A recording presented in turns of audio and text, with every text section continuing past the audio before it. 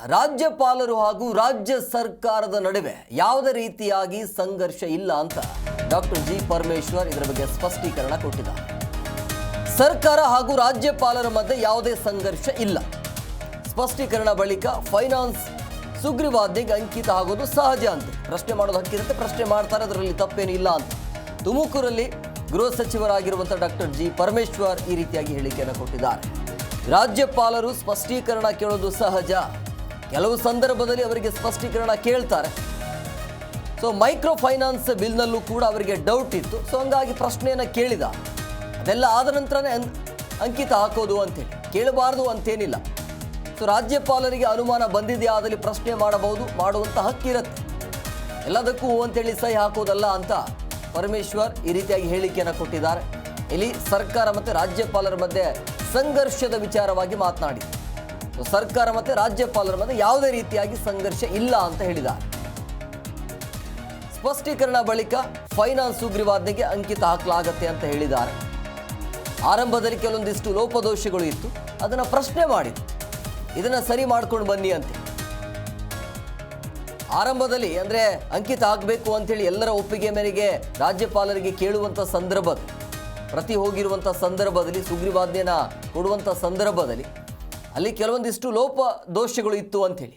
ಸಾಲ ಪಡೆದುಕೊಂಡವರ ಬಗ್ಗೆ ಅವರ ಪರವಾಗಿ ರಕ್ಷಣೆ ಇದೆ, ಆದರೆ ಸಾಲ ಕೊಡ್ತಾರಲ್ಲ ಅವರ ಪರವಾಗಿ ಏನಿಲ್ಲ ಇಲ್ಲಿ ಅಂತೇಳಿ, ಅವರ ರಕ್ಷಣೆಯಲ್ಲಿ ಏನಿದೆ ಇಲ್ಲಿ ಅಂತ ಪ್ರಶ್ನೆಯನ್ನು ಹಾಕಲಾಗಿತ್ತು. ಅದನ್ನು ಸರಿ ಮಾಡಿ ಮತ್ತೊಮ್ಮೆ ಕಳುಹಿಸಲಾಗಿದೆ. ಈಗ ಅದೆಲ್ಲವೂ ಕೂಡ ಕ್ಲಾರಿಟಿ ಸಿಗ್ತಾ ಇದೆ. ಸೊ ಹಂಗಾಗಿ ಆ ರೀತಿಯ ಪ್ರಶ್ನೆ ಕೇಳೋದು ತಪ್ಪಲ್ಲ ಅಂತ ಪರಮೇಶ್ವರ್ ಹೇಳಿಕೆಯನ್ನು ಕೊಟ್ಟಿದ್ದಾರೆ. ರಾಜ್ಯಪಾಲರು ಮತ್ತೆ ಸರ್ಕಾರದ ನಡುವಿನ ಸಂಘರ್ಷ ಮುಂದುವರೆದಿದೆ. ಯಾವ ಸಂಘರ್ಷನೂ ಇಲ್ಲ.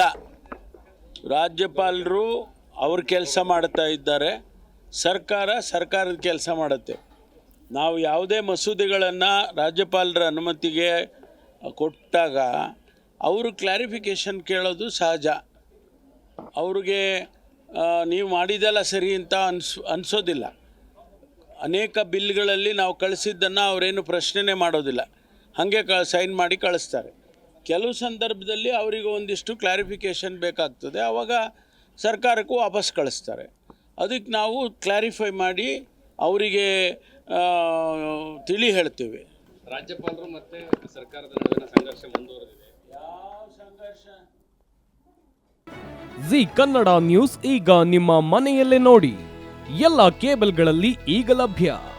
ಸನ್ Direct 292, Jio TV 1334, U digital 162, city cable 51, GTPL 17, Abhishek cables 821, Rockline telecommunication 51, Shri Basaveshwara number 60, Vinayaka digital number 53, in digital number 896ರಲ್ಲಿ.